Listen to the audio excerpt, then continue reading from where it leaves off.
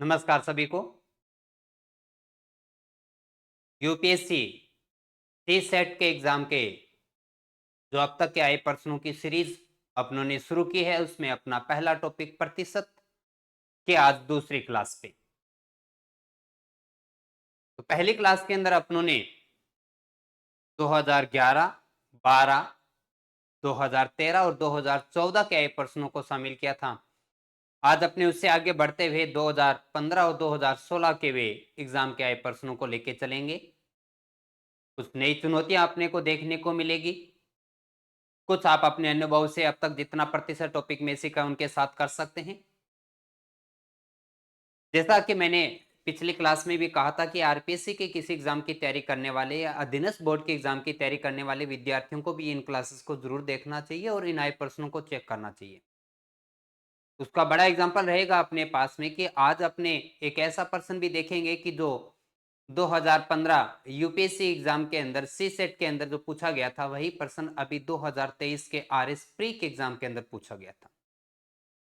Question उन्हीं आंकड़ों के साथ में नहीं था, थोड़ा सा आंकड़ों में बदलाव किया गया, लेकिन वही क्वेश्चन अपने पास में फिर से रिपीट किया गया। तो और मैंने कहा था आपको कि राजस्थान गवर्नमेंट के आरपीएससी और अधीनस्थ बोर्ड के बहुत सारे एग्जाम के अंदर अलग अलग सब्जेक्ट से यूपीएससी के आए प्रश्नों को कभी कभार सीधा सीधा उठाया जाता है, जो कि आपके सामने एक बड़ी चुनौती के रूप में आ जाता है, क्योंकि उस तरीके के प्रश्नों को आपने देखा या समझा नहीं होता है, जो कि सामान्य आपको मार्केट में उपलब्ध होने वाली प्रतियोगी परीक्षाओं की गाइड में वो क्वेश्चन का स्तर नहीं मिलता है।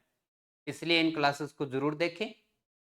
आगामी जिनका भी एग्जाम है वो इन क्लासेस के साथ आए प्रश्नों को भी अपने को तैयार करें, ताकि अपने होने वाले एग्जाम की चुनौतियों को आप अच्छे से निकालें। बिना किसी देरी के करते हैं अपनी शुरुआत आज के पहले प्रश्न पे। और पहला क्वेश्चन जो अपने पास में है वो सी सेट 2015 के एग्जाम है। क्या है क्वेश्चन? कुछ इस प्रकार से कि एक व्यक्ति ने 5 जोड़े जो काले मोजे और कुछ जोड़े जो भूरे कलर के परचेज किया। उन्होंने एक ऑर्डर दिया। एक काले जोड़े की कीमत एक भूरे जोड़े की कीमत से 3 गुना थी।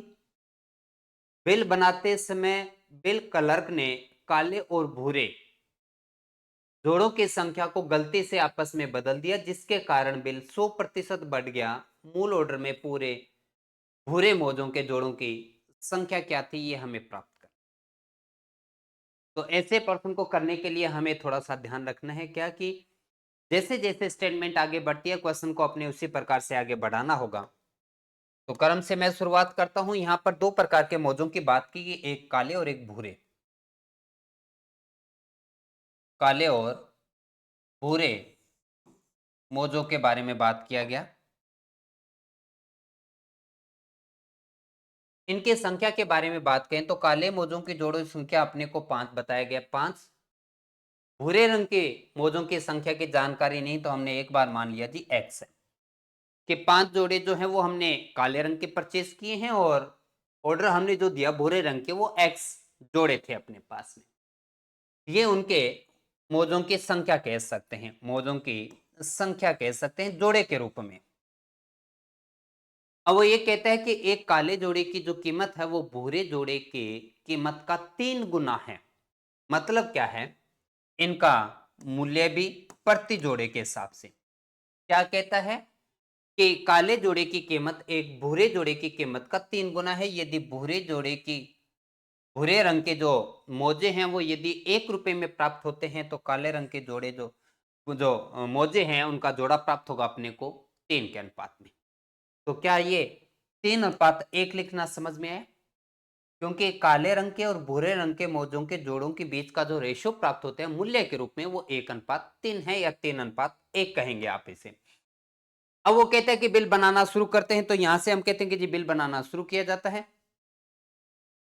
बिल बनाने के क्रम में अगर हम बात करें, बिल बनाने के क्रम में अगर हम यहां से बात करें, तो मुझे बताइए, अगर यही आपका सही बिल बन रहा होता तो 5 जोड़ी जो काले मोजे हैं ₹3 के हिसाब से तो आपका कुल मूल्य कितना बनता, कुल मूल्य कितना बनता? तो आप कहते हैं कि जी 5 या 15 बनता।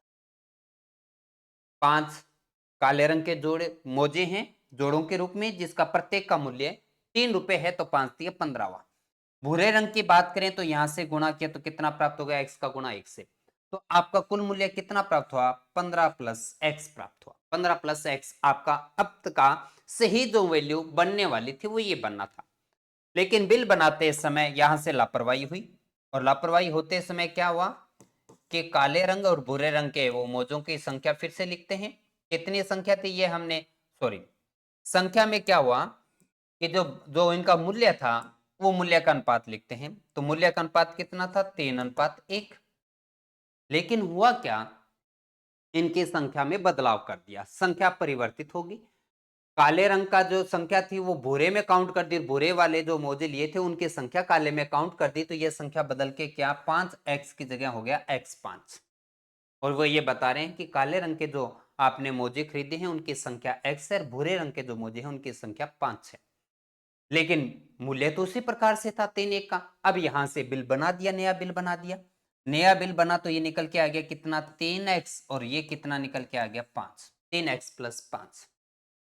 अब अपने आप से क्वेश्चन करके ये कंपेयर करना है कि क्या आप मुझे बता सकते हैं कि यहाँ पर 15 प्लस एक्स क्या है, यहाँ पर 15 प्लस एक्स क्या है, और यहाँ पर 3x प्लस 5 क्या है? क्या है 15 प्लस एक्स? तो आप ये कहने जा रहे हैं कि 15 प्लस एक्स हमारा पहले का बिल बनना था, लेकिन गलती से हमारा बिल बना दिया गया कितना? 3x plus 5। लेकिन क्वेश्चन ये कहता है कि अब आपका बिल जो है वो 100% बढ़ गया है, किसके बजाय? पिछले के बजाय। मतलब अगर पिछला बिल आपका 5,000 का था तो अब बिल आपका 10,000 का आ रहा है। पिछला बिल अगर 2,000 का था तो अब की बार बिल आपका 4,000 का बना है। मतलब बिल आपका पहले की बजाय अमाउंट दुगनी हो चुकी है, क्योंकि 100% बढ़ने का मतलब 100 पहले था, 100 बढ़ा दुगनी होगी। तो आपका जो मूल्य है, अब के मूल्य को अगर आप 2 से गुणा कर दें तो, सॉरी, वर्तमान जो पहले का जो मूल्य था, पहले वाला जो बिल बना था उसको अगर दुगना कर दो तो अब वाले बिल के इक्वल में राशि प्राप्त होती है। ये आपका क्वेश्चन था। अब इसे हल करो और आपके पास रिजल्ट प्राप्त होगा। तो गुणा करें, 2 का 15 से 30 प्लस हो गया 2x, बराबर में है आपके पास 3x प्लस हुआ 5। 2x और 3x का अंतर किया तो ये हो गया x। 5 प्लस का इधर आके हुआ तो माइनस, रिजल्ट प्राप्त हुआ 25। क्या है 25? 25 जी x की वैल्यू प्राप्त हुई। क्या था x आपका? तो आपने कहा था कि हमने ये माना था कि भूरे रंग के जो मोजे हमने खरीदे थे वो x जोड़े थे, और उस x की वैल्यू क्या प्राप्त हुई? 25। और यही हमसे पूछा गया कि भूरे मोजों के जोड़ों की जो संख्या है वो क्या थी? तो आपने प्राप्त किया कि जी यहां से 25 जोड़े खरीदे गए थे। Option number D. अच्छा प्रश्न है, शानदार क्वेश्चन है, लेकिन स्टेटमेंट अच्छी थी। क्वेश्चन इतना खतरनाक और इतना बड़ा नहीं है। और ये कल की क्लास यानी हम 2011 से लेके अब तक के जितने भी प्रश्न करेंगे आप देखते चलेंगे कि क्वेश्चन होता बड़ा आसान है, लेकिन तब जब हम उसकी लैंग्वेज को समझ पाए। यदि लैंग्वेज में उलझ गए तो क्वेश्चन वास्तव में बड़ा दिखेगा, जबकि बड़े अभी तक प्रश्न अपने सामने कोई आया है नहीं। ये हमारा नंबर 6 क्यों दिया? क्योंकि जो हमने एक टॉपिक को चला रखे हैं उस एक टॉपिक में जितने प्रश्न होंगे क्रम उसी प्रकार से चलता रहेगा, क्लास बदलती रहेगी, क्रम वही चलता रहेगा अपना। तो 5 क्वेश्चन अपने पिछली क्लास में कर चुके थे। यूपीएससी सी सेट की अलग से प्लेलिस्ट बना दूंगा जिसमें जाके आप अपनी क्लासेस को देख पाएंगे यदि पिछली क्लास नहीं देखी है तो। आगे आते हैं। क्वेश्चन अपने पास में कि श्रीनगर में 45% लोग पत्रिका ए पढ़ते हैं, 55% लोग पत्रिका बी पढ़ते हैं, 40% लोग पत्रिका सी पढ़ते हैं, 30% लोग पत्रिका ए और बी पढ़ते हैं, 15% लोग बी और सी पढ़ते हैं, 25% लोग ए और सी पढ़ते हैं, और 10% लोग सभी तीनों पत्रिकाएं पढ़ते हैं। कितने प्रतिशत लोग कोई पत्रिका नहीं पढ़ते?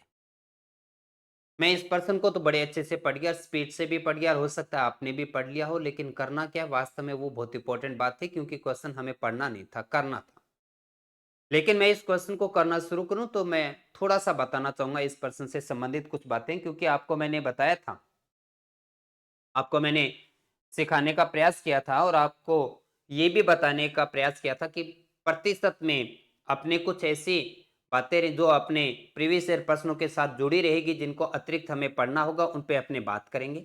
तो उन्हीं से संबंधित मैं एक बात करने जा रहा हूं। मैं आपके सामने 2 डायग्राम रख रहा हूं फिलहाल। डायग्राम से बड़े अच्छे समझ पाएंगे आप तो डायग्राम में आइए, क्या देखिए, पहला डायग्राम है हमारे पास में। अगर आपके पास ऐसे दो ग्रुप बनते हैं, अगर आपके पास ऐसे दो ग्रुप बनते हैं जिसमें पहला ग्रुप है ए और दूसरा ग्रुप है बी, और ये जो कॉमन वैल्यू होती है इसको हम मान लेते हैं सी।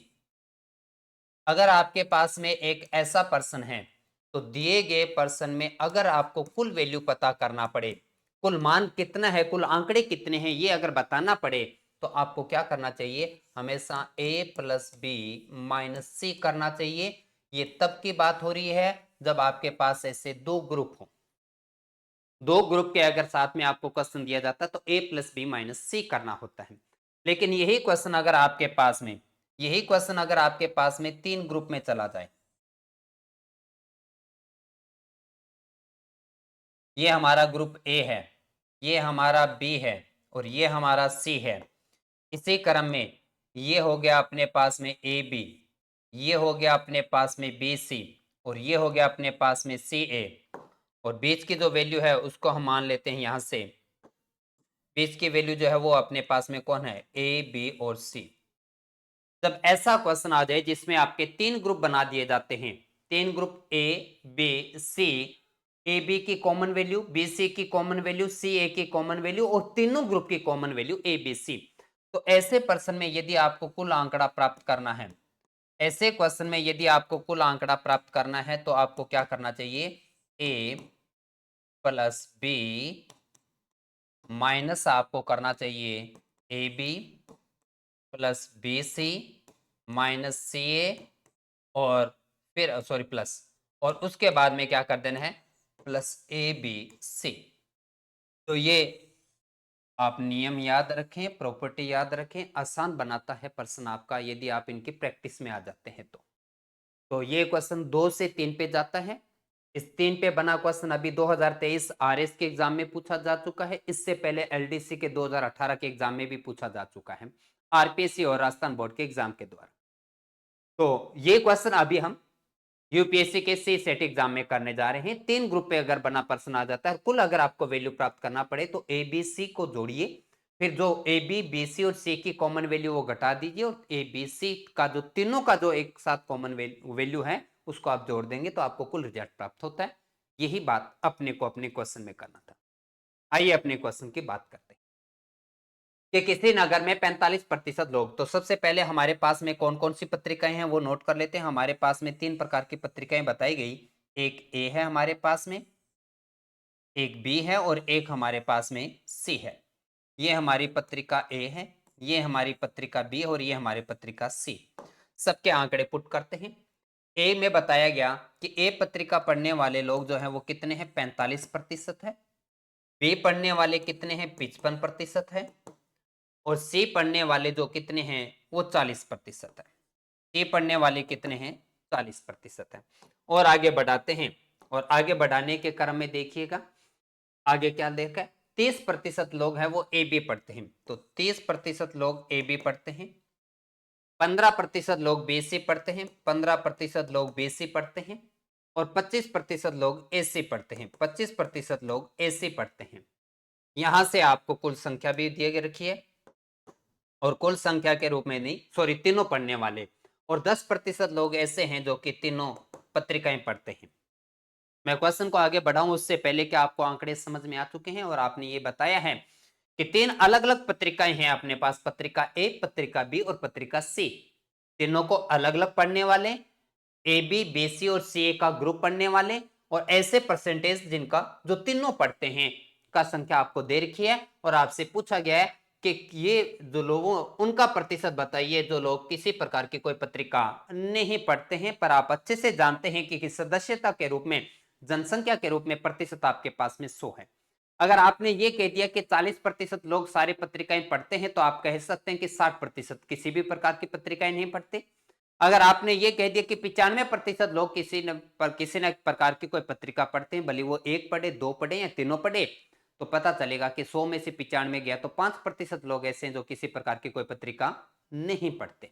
बस वही बात अपने को यहां से प्राप्त करना है। तो क्योंकि मैंने अभी आपको बताया था कि अगर कुल संख्या ऐसे पर्सन में प्राप्त करना है, अगर आपको कुल संख्या प्राप्त करना है, इस चार्ट का पूरा टोटल रिजल्ट कितना प्रतिशत बता रहा है ये बताने के लिए आपको क्या करना चाहिए, a plus B plus C minus आपको करना है ए बी प्लस आपको करना है बी सी प्लस आपको करना है सी ए और फिर आपको ये इन तीनों का जोड़ करके घटाना है और प्लस आ जाता है ए बी सी। थोड़ा सा 2-4 बार लिखने की प्रैक्टिस होगा तो आपको ध्यान में रहेगा। आइए यहां से हम बात करने की शुरुआत करते हैं और आंकड़े पुट कर देते हैं। ए, पहली पत्रिका पढ़ने वाले हैं 45, दूसरी पत्रिका पढ़ने वाले हैं 55 और तीसरी पत्रिका पढ़ने वाले हैं 40। माइनस ए बी है अपने पास में 30, बी सी है अपने पास में 15 और सी ए है अपने पास में 25 प्लस तीनों पढ़ने वाले कॉमन वैल्यू है वो कितना है 10%। कितना है 10। आइए अपने कुल पत्रिका पढ़ने वाले सदस्यों की संख्या आप बताने जा रहे हैं। तो ये हो गया 40 80 और 40 40 80 60 140 ये हुआ अपने पास में। यहाँ की बात 40 30 70 ये हुआ अपने पास में और प्लस हुआ 10। रिजल्ट क्या प्राप्त करें, 140 में से 70 गया तो कितना प्राप्त हो रहा है जी अपने को, 70 और प्लस 10 कितना हुआ 80। क्या है 80%, आप बता पाएंगे। आपने कहा है इस पूरे चार्ट का टोटल जो रिजल्ट है वो 80% है। मतलब आप ये कह रहे हैं कि जो जनसंख्या का प्रतिशत 80 है वो किसी ना किसी प्रकार का न्यूज़पेपर पढ़ते हैं, भले वो एक पढ़े दो पढ़े या तीनों पढ़े, लेकिन न्यूज़पेपर पढ़ने वालों की जो संख्या है वो 80% है। पर हमसे पूछा गया कि नहीं पढ़ने वालों का, तो नहीं पढ़ने वालों के लिए आप जानते हैं कि कुल जनसंख्या 100 में से 80 घटा दिया तो कितना प्राप्त हुआ, 20% लोग ऐसे हैं जो किसी प्रकार की कोई पत्रिका नहीं पढ़ते। और ये अपने को दिखाई दिया कौन सा, ऑप्शन नंबर सी के अंदर, क्वेश्चन नंबर 7। तो ये थोड़ा सा ध्यान रखेंगे, इस प्रकार का क्वेश्चन आ जाए तो मैंने बता दिया कि एक कुल संख्या प्राप्त करने के लिए आपके पास ऐसा प्रश्न या तो 2 के साथ बनता है या 3 ग्रुप के साथ बनता है। 3 ग्रुप का इसका जो टोटल रिजल्ट होता है वो कुछ इस प्रकार से बताया जाता है। इनमें से कभी कॉमन वैल्यू गायब कर दी जाती है, कभी ये लेफ्ट राइट की कोई एक वैल्यू गायब करेगा, इसके माध्यम से आप हमेशा प्राप्त कर पाएंगे। ये है अपना क्वेश्चन नंबर 2 जो कि सी सेट 2015 का। एक और प्रश्न अपना आगे वो भी 2015 के। ये आसान प्रश्न है और एक अच्छे से कर पाएंगे आप। फिर भी मैं बड़े अच्छे से एक्सप्लेन करूंगा प्रत्येक बात को, क्योंकि मैंने बताया था कि आपको इन प्रश्नों के साथ साथ कुछ अगर आपके प्रैक्टिस में छूटी हुई चीजें बातें हैं या कुछ नियम है तो उनको भी मैं इंप्रूव करता चलूंगा और एक अच्छे अभ्यास के साथ अपना मूल्यांकन भी करें और नए प्रश्नों को भी एक चैलेंज के रूप में उन्हें करने का प्रयास करें आप। तो एक परीक्षा में शामिल 130 विद्यार्थियों में से 62 विद्यार्थी अंग्रेजी में अनुत्तीर्ण हुए, 52 विद्यार्थी गणित में अनुत्तीर्ण हुए, जबकि 24 विद्यार्थी अंग्रेजी और गणित दोनों में अनुत्तीर्ण हुए। अंतिम रूप से उत्तीर्ण होने वाले विद्यार्थियों की संख्या क्या है। तो आइए कैसे करेंगे अपने इस क्वेश्चन को। सबसे पहले आपको कौन सा ग्रुप दिया गया है, अनुत्तीर्ण और आपके दोनों फेवरेट सब्जेक्ट आ गए ना यहाँ पर। एक अंग्रेजी आ गया, दूसरा गणित, बिल्कुल दोनों आपके फेवरेट सब्जेक्ट हैं यहाँ पर। सबसे पहले हम अंग्रेजी की बात करते हैं और फिर हम गणित की बात करते हैं, फिर हम दोनों विषय की बात करते हैं। यहाँ पर सबसे पहले अनुत्तीर्ण होने की बात बताई गई थी। अनुत्तीर्ण में अगर बात करें तो आपको कहा गया कि 62 विद्यार्थी, प्रतिशत नहीं है, ध्यान से समझ लेना, विद्यार्थियों की संख्या दे रखा है। 62 विद्यार्थी ऐसे हैं जो अंग्रेजी में फेल हो गए और 52 विद्यार्थी ऐसे हैं जो गणित में फेल हो गए और 24 विद्यार्थी इतने मेहनती थे कि वो दोनों में ही फेल हो गए। तो 24 विद्यार्थी ऐसे हैं जो दोनों में फेल हो गए। हम आगे बढ़े। अभी थोड़ी देर पहले जस्ट अभी मैंने आपको एक क्वेश्चन करना बताया था कि ऐसे प्रश्न में अगर आपको कुल संख्या बताना है तो क्या करना चाहिए, a प्लस बी माइनस सी करना है। बस वही काम अपने को यहाँ करना है। और ये करने के लिए अगर मैं पूछूं क्या आप हमें बता सकते हैं कि कुल अनुत्तीर्ण विद्यार्थी कितने हैं, तो आप कहेंगे बिल्कुल बता सकते हैं, हम 62 प्लस 52 को जोड़ेंगे और इसमें से घटा देंगे किसे, 24 को। नहीं करेंगे क्या आप ऐसा? यही तो है आपका डायग्राम, अगर बना के करना चाहे तो ये कर सकते हैं डायग्राम। यहाँ पर आप ये कह रहे हैं कि ये 62 विद्यार्थी है, यहाँ ये कहेंगे कि 52 विद्यार्थी है और ये विद्यार्थियों की संख्या कितनी है, 24। तो a प्लस बी माइनस सी, सी यानी कॉमन वैल्यू। अब इसे हटा देते हैं। ये वो अपने पास 4 6 6 5 11 माइनस 24 घटाएंगे तो क्या रिजल्ट प्राप्त होता है, आपको आता है 90। क्या प्राप्त होता है, 90। बता पाएंगे 90 क्या है? बिल्कुल बता सकते हैं। हम ये कह रहे हैं कि हमारे 130 विद्यार्थियों में से हमारे 130 विद्यार्थियों में से 90 विद्यार्थी ऐसे हैं जो अनुत्तीर्ण हुए हैं, तो पास विद्यार्थियों की संख्या कितनी है? वो प्राप्त हुई 40। यही हमसे पूछा गया था कि अंतिम रूप से पास होने वाले विद्यार्थियों की संख्या कितनी है, तो आपका ऑप्शन नंबर ए 40 प्राप्त हुआ। क्वेश्चन नंबर 8 समझ में आ रहे होंगे क्वेश्चन, और आप देख रहे होंगे कि क्वेश्चन की लैंग्वेज बड़ी अजीब तरीके की रखी गई है, लेकिन आप अभी तक के वही बहुत सारे क्वेश्चन समझ रहे हैं या कर रहे हैं जैसा आपने अभी तक करने का सीखा, लेकिन प्रेजेंट आपके सामने एक नए तरीके से किया जा रहा है। चलिए इसी क्रम में हम आगे बढ़ते हैं और एक और क्वेश्चन उठाते हैं। अब हम जंप करके 2015 से 2016 साल पे आ चुके हैं। तो 2016 के इस वर्ष में आए अपना क्वेश्चन का पहला इस साल के पेपर का पहला क्वेश्चन देखते हैं, और अपना आज का क्वेश्चन नंबर 9वां नंबर क्वेश्चन क्या कहता है कि दो व्यक्तियों की संपूर्ण वेतन लब्धियां बराबर है। मतलब बड़ा आसान सा समझो कि उनको जो टोटल जो वेतन मिलेगा, सभी प्रकार के जो अतिरिक्त भत्ते या जो भी है वो मिलाकर जो वेतन मिलेगा वो दोनों का एक दूसरे के इक्वल में है, बराबर में है।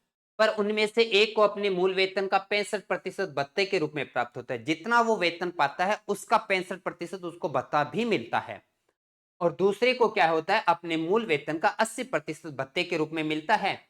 तो पहले व्यक्ति के मूल वेतन का दूसरे व्यक्ति के मूल वेतन से क्या अनुपात है? ये एक आसान प्रश्न है आपके लिए, और मैं पूरा उम्मीद करूंगा कि इस प्रश्न को मेरे करने से पहले या मेरे बताने से पहले आप जान चुके होंगे या कर पाएंगे, क्योंकि करना जानते हैं अगर आप इस लैंग्वेज को थोड़ा समझ गए तो। मैं एक एग्जाम्पल के साथ इसी के साथ बात करता हूं। मैं ये कह रहा हूं कि अगर आपको ये कहा गया कि आपका जो वेतन मिलता है वो 100% है, तो वेतन हमेशा 100% होता है, 100% होता है, भले वो वैल्यू कितने भी रुपए में क्यों ना हो। वेतन 100% मिलता है, तो पहले व्यक्ति को 100% वेतन मिलता है अपना, दूसरे व्यक्ति को भी प्रतिशत रूप में तो 100 ही होगा कि नहीं होगा? वो अलग बात है उस 100% की वैल्यू कितनी है, लेकिन दोनों का प्रतिशत वेतन 100 होगा। लेकिन पहले को उसका 65% अतिरिक्त भत्ता भी दिया जा रहा है, और दूसरे को उसके वेतन का 80% भत्ता दिया जा रहा है। तो मुझे बताइए कि पहले व्यक्ति को क्या कुल मिलाकर 165% धनराशि प्राप्त हुई कि नहीं हुई? अपनी मूल राशि का 165% प्राप्त हुआ है, लेकिन दूसरे व्यक्ति को मूल राशि का कितना प्राप्त हुआ? 180%। अब अपने आप से क्वेश्चन करके बताइए क्या है 165 और क्या है 180? तो आप ये कह रहे हैं कि पहले व्यक्ति को उसके वेतन और उसके साथ मिलाए गए भत्ते को दोनों को मिलाकर जब उसके खाते में राशि डाली गई तो वो 165% थी, और दूसरे व्यक्ति की राशि थी वो कितनी? 180% थी। लेकिन आपने क्वेश्चन के शुरुआत में भी तो ये कहा था कि दोनों का जो वेतन है सभी प्रकार से जो प्राप्त होने वाला जो अंतिम रूप का परिणाम है वो दोनों का इक्वल है। तो क्या समझ में आया? हमें ये पता चला कि पहले व्यक्ति का वेतन का 165% दूसरे व्यक्ति के वेतन के 180% के क्या है? बराबर है। पहले का 165%, दूसरे का 180%। अनुपात चैप्टर में बड़े अच्छे से बताया गया आपको कि जब दो प्रतिशत संख्या एक दूसरे के बराबर में है तो उन्हें घुमा के लिखो। घुमा के लिखने से हमें क्या प्राप्त हो जाता है? एक अनुपात प्राप्त हो जाता है। घुमा के लिखते ही आपको क्या प्राप्त हो जाता है? एक अनुपात प्राप्त हो जाता है। अब इसे काट देते हैं अपने पास में। काटेंगे तो 5 से हो गया 3, 5 से हो गया 3, 5 से हो गया 36, 3 के पाड़े से और कटेगा तो 3 के पाड़े से 11 तिया 33 और 12 तिया 36। अंतिम रूप का रिजल्ट प्राप्त हुआ कितना? 12 11। Option number D, option number D आपको प्राप्त हुआ 12:11 के रूप में। आपका क्वेश्चन नंबर 9 सही है। जितना बड़ा क्वेश्चन दिख रहा था वास्तव में उतना बड़ा था नहीं, बस आपको यह समझना था कि दिए गए पर्सन में 165% की वैल्यू 180% के बराबर में है, लेकिन जिस विद्यार्थी ने गलती की और उसने 65% को 80% के बराबर लिखा वो अपने ऑप्शन नंबर ए पे चला जाता, जो कि सीधा सीधा गलत था। तो ये थोड़ा सा ध्यान रखा करें। चलिए इसी क्रम को आगे बढ़ाते हुए आज का अंतिम और लास्ट क्वेश्चन लेते हैं अपने पास में। और अंतिम और लास्ट क्वेश्चन क्या कहता है कि एक ग्राहक द्वारा किसी खास उत्पादन की 19,000 मात्रा का एक क्रय आदेश दिया गया। कंपनी प्रतिदिन उस उत्पाद के 1,000 मात्रा उत्पादित करती है जिसमें से 5% बिक्री के अनुपयुक्त होती है। क्रय आदेश कितने दिनों में पूरा होगा?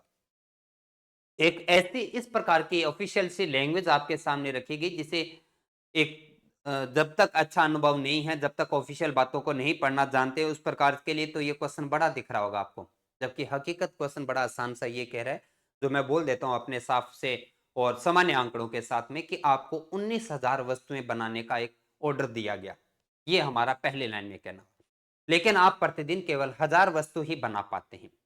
अगर उसी प्रकार से ये क्रम चलता, 19,000 वस्तुएं बनानी है, प्रतिदिन आप 1000 ही बना पाते हैं, तो अगर आपको सही सही क्वांटिटी सीधा इसी प्रकार से दिया होता, तो मैं आपसे ये पूछ लेता कि अगर आपको ऑर्डर दिया गया 19,000 वस्तुएं बनाने का और 1000 वस्तु प्रतिदिन बना पाते हैं, तो आप कितने दिनों में ये ऑर्डर पूरा कर देंगे? तो आप कहते कि जी 19 दिन। ये तो बड़ा आसान काम था।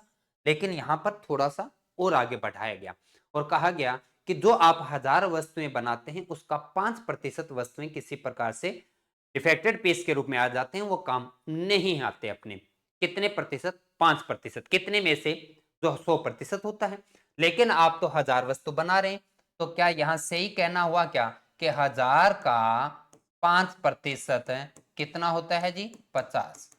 मतलब ऐसा है कि जब आप 1000 वस्तु बनाते हैं, तो 50 वस्तुएं किसी कारणवश से काम में नहीं आती। तो उपयोग में ली जाने वाली वस्तु आपके पास में केवल कितनी बचती है? 1000 में से 50 वस्तुएं निकाल दी तो केवल 950 वस्तुएं हैं ऐसी है जो आप काम में ले सकते हैं। यानी आप प्रतिदिन एक ऑर्डर का जो एक हिस्सा पूरा करते हैं, वो 950 वस्तुओं का पूरा करते हैं। लेकिन टोटल वस्तुएं अपने को बनानी कितनी थी? 19,000। और आप एक दिन में कितनी बना पा रहे हैं? आप एक दिन में 950 बना पा रहे हैं। कितने दिन लगेंगे ये बताने के लिए 0 से 0 काट देते हैं। 19 से कट गया 5 पे और 5 से 100 कट गया कितने पे? आप 20 दिनों में उस ऑर्डर को पूरा कर देंगे। 20 दिन में आप उस ऑर्डर को पूरा कर देंगे। आपसे पूछा गया कौन सा ऑप्शन नंबर बी आपके हाथ में। तो ये था अपना एक अच्छा और शानदार आज के क्लास के साथ में यूपीएससी सी सेट के प्रतिदिन मैं 5 ही प्रश्न लेके आ रहा हूं। अभी तक क्रम की शुरुआत की है, धीरे धीरे आगे बढ़ेंगे, प्रश्नों की संख्या भी बढ़ेगी, क्लास का समय भी बढ़ता चलेगा।